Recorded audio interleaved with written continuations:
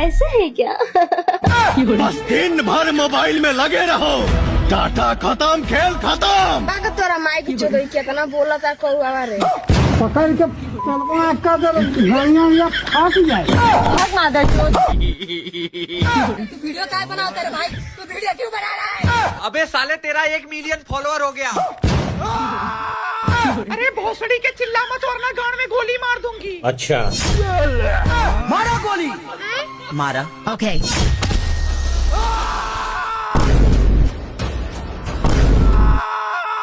ये क्या तमाशा लगा रखा है तूने? ओ अंकल जी, मेरा 1 मिलियन फॉलोअर हो गया। अरे साला क्या हुआ भाई? एक झाट भर का आदमी ऐसा कर कैसे सकता है?